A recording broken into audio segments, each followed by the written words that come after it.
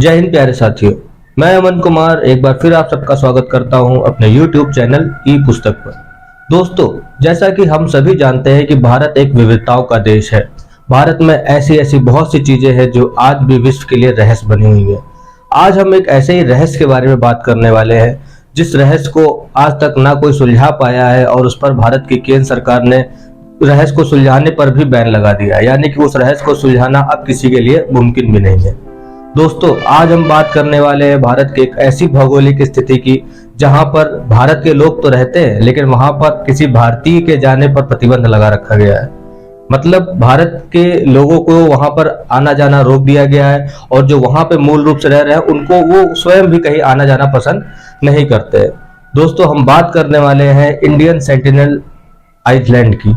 Indian sentinel island दोस्तों, ये भारत के अंडमान और निकोबार द्वीप समूह में स्थित एक ऐसा द्वीप समूह है जहां के लोगों ने आज की आधुनिकता को अपनाने से इनकार कर दिया है। वहां पर रहने वाली सेंटिलीज जनजाति आज भी अपने पौराणिक तरीके से ही रहती है, यानी कि जैसा कि हमने इतिहास की किताबों में पढ़ा था कि मनुष्य जो है पत्थरों से रगड़ करके आग का आविष्कार किया और उस तरह से आग का प्रयोग करने लगा। वो खेती किसानी नहीं कर पाता था, वो मछलियों पर और जंगली जीवों के शिकार पर, वह फलों फूलों के सेवन से ही अपना जीवन यापन करता था। दोस्तों, आज वर्ष 2023 में भी आइसलैंड की सेंटिलीज जनजाति इसी तरह से अपने जीवन का निर्वाह कर रही है। लेकिन ऐसा नहीं है कि भारत सरकार या भारत की पूर्व सरकारों ने उन लोगों को आधुनिकता से जोड़ने का प्रयास नहीं किया। प्रयास तो हमेशा किया, लेकिन जब भी इस प्रयास की पहल की गई तो इसका विद्रोह किया इंडियन सेंटिलीज आइसलैंड की सेंटिलीज जनजाति द्वारा। दोस्तों, हम आपको इसकी भौगोलिक स्थिति को समझाने का प्रयास करते हैं। अगर हम अपने भारत के मैप में अंडमान निकोबार द्वीप समूह को देखेंगे तो अंडमान निकोबार द्वीप समूह को 3 भागों में बांटा गया है: नॉर्थ अंडमान, साउथ अंडमान और मिडिल अंडमान। अंडमान निकोबार की राजधानी पोर्ट ब्लेयर जो कि साउथ अंडमान में स्थित है, पोर्ट ब्लेयर से बस 60 किलोमीटर की दूरी पर स्थित ये सेंटिलीज आइसलैंड है जहां के लोगों ने आधुनिकता को स्वीकार करने से मना कर दिया। इस आइसलैंड का क्षेत्रफल 60,000 वर्ग किलोमीटर ही है, लेकिन इसमें रहने वाली जनजाति अपने से 36 किलोमीटर दूर पर रहने वाले आधुनिक मनुष्यों से कई तरह से भिन्न है। कई तरह से भिन्न क्या, पूरी तरह से ही भिन्न है। दोस्तों, हमको इस जनजाति के बारे में जानकारी कैसे प्राप्त हुई ये मैं आपको शुरू से बताऊंगा, और क्या कभी उन्होंने किसी भी एक आधुनिक मनुष्य से बातचीत भी की है या किसी के संपर्क में आए हैं, इस सारी थ्योरी को समझाने का इस वीडियो में प्रयास करूंगा। अंत तक बने रहे इस वीडियो पर। दोस्तों, अंडमान निकोबार द्वीप समूह 572 द्वीपों का एक समूह है जिसमें 38 पर भारतीय यानी कि 38 द्वीपों पर मनुष्य पाए जाते हैं और रहते हैं, लेकिन 12 द्वीप ऐसे हैं जहां पर भारत सरकार ने आने जाने पर प्रतिबंध लगा रखा है। वहां पर किसी भी मनुष्य का आना जाना भारत सरकार के खिलाफ से कानून विरोधी है। उन्हीं में से एक द्वीप है सेंटिनल आइसलैंड। दोस्तों, सेंटिनल आइसलैंड का अस्तित्व में आना भी एक रोचक घटना है। दोस्तों, 1871 में ईस्ट इंडिया कंपनी की एक मर्चेंट शिप का अंडमान निकोबार द्वीप समूह के पास एक्सीडेंट हो गया, यानी कि वह जहाज दुर्घटनाग्रस्त हो गया। इत्तेफाक से वह जहां पर दुर्घटनाग्रस्त हुआ वो सेंटिनीज आइसलैंड के पास की जगह थी। उसमें करीब 100 से अधिक यात्री थे जो कि घायल हो चुके थे एक्सीडेंट में।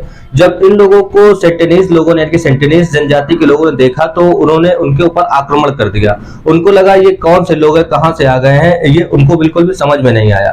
तो इस तरह से हमें यह पता चला कि यहाँ के लोग जो यहाँ पर सेंटिनीज आइलैंड में लोग रह रहे हैं ये अन्य मनुष्यों के संपर्क में आने से गुरेज करना चाहते हैं।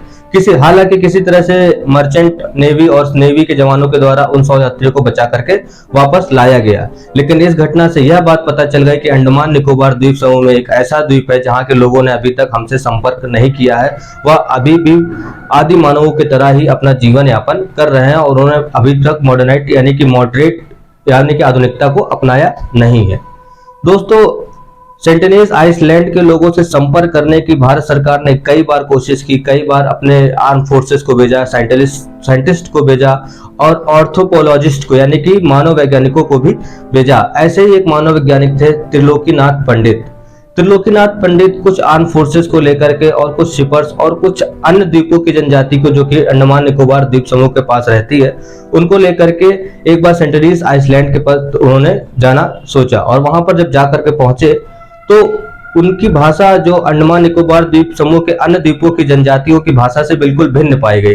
वो जब उन दोनों जनजातियों को आपस में बातचीत करने के लिए बोला तो वह बिल्कुल भी एक दूसरे से अपनी बातों को साझा नहीं कर पा रहे थे। और कुछ देर बाद सेंटिनीज जनजाति के लोगों ने त्रिलोकीनाथ पंडित की टीम पर धारदार हथियारों से हमला कर दिया और किसी तरह से त्रिलोकीनाथ पंडित अपनी जान बचा करके वापस आए।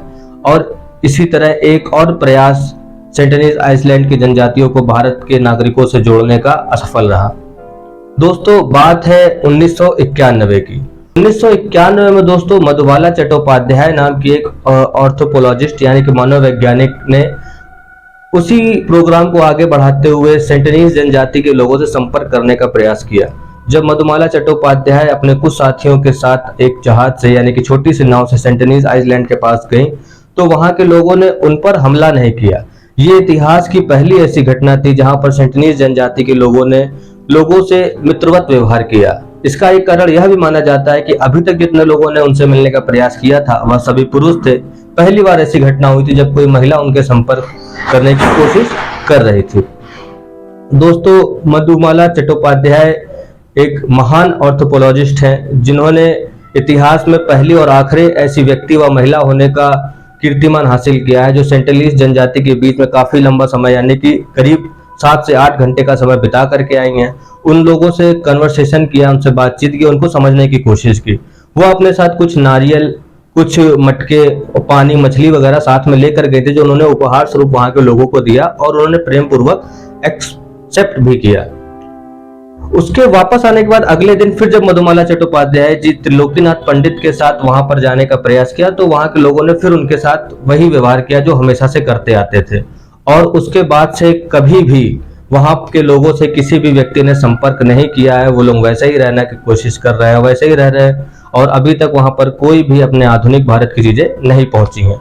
दोस्तों 1996 में भी कुछ मछुआरे वहां पर गलती से मछली मारते हुए पहुंच गए थे जिनके ऊपर जानलेवा हमला करके सेंटिनीज जनजाति के लोगों ने उन्हें मार डाला।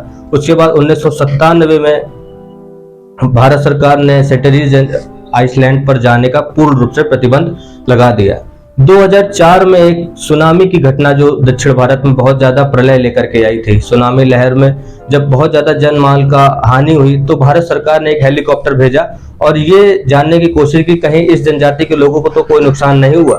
तो जब वो हेलीकॉप्टर सेंटिनीज आइसलैंड के ऊपर से उड़ रहा था तो वहां के लोगों ने उनके ऊपर तीर से हमला कर दिया। तो इससे अधिकारी जान गए कि ये लोग ठीक है, इनको घबराने की कोई आवश्यकता नहीं है, ये पूरी तरह से स्वस्थ है। ये एक सिंडिकेट था, एक ऐसा इंडिकेशन हुआ कि हाँ यहाँ पे कोई ऐसी चीजें दिक्कत नहीं कर रही। लेकिन दोस्तों 2005 में फिर एक मछुआरे ने कुछ भारत सरकार के नियमों को तोड़ते हुए वहां जाने का प्रयास किया, उसको भी दर्दनाक मौत का सामना करना पड़ा। इस घटना के बाद भारत सरकार ने सेंटिनीज आइसलैंड के पास 5 किलोमीटर के रेडिएशन में भी जाने पर प्रतिबंध लगा दिया। दोस्तों ये सेंटिनीज आइसलैंड के लोगों की संख्या भारत सरकार के आंकड़ों के अनुसार जो कि गूगल मैप से या फिर कुछ तकनीकी का इस्तेमाल करके जानकारी हासिल की जाती है उससे पता चलता है कि ये 250-300 के आसपास 2005 में थी। लेकिन हाल ही में कोरोना संक्रमण आने के बाद भारत सरकार ने यह डेटा फिर से जानने की कोशिश की तो उनकी संख्या में ज्यादा कमी नहीं आई थी। लेकिन 2023 2 साल के बाद जब कोरोना आया 2020 के बाद 2023 में जानकारी हासिल करने की कोशिश की गई तो ये जानने में आ रहा है कि अब उनकी संख्या 100 से भी कम बची है। दोस्तों ये एक ऐसी जनजाति है जिसने भारत के विकास को होते हुए नहीं देखा, विश्व के विकास को होते हुए नहीं देखा और जिस तरह से अपना जीवन जिया उसी तरह से आधुनिकता से दूर ही अपना जीवन खत्म करने के अस्तित्व की ओर है। और ऐसा भारत में हो सकता है कि और भी जनजातियां हो जो मनुष्यों के संपर्क में ना आई हो, लेकिन इस बात को भारत का हमेशा अफसोस रहेगा कि भारत के कुछ नागरिक अपनी तरक्की को महसूस नहीं कर पाए और क्या क्या सुख सुविधाएं मनुष्य ने हासिल कर ली है उसको नहीं जान पाए। खैर ये उनकी अपनी सोच है। सेंटिनीज जनजाति के संरक्षण के लिए भारत सरकार बहुत से कठोर कदम उठा रही है, उनको सुरक्षित करने के लिए, संरक्षित करने के लिए काम कर रही है और संभव होगा तो इनकी संख्या 100 से अधिक और हो जाएगी। लेकिन फिर भी ये कुछ कड़े रूल और रेजोल्यूशंस की वजह से ही हो सकता है कि उनको इस तरह की समस्याओं का सामना करना पड़ रहा है। दोस्तों ये वीडियो कैसी लगी इसको कमेंट करके जरूर बताएं और मेरे वीडियो को अगर अच्छा लगे चैनल तो लाइक, सब्सक्राइब एंड शेयर जरूर करें। जय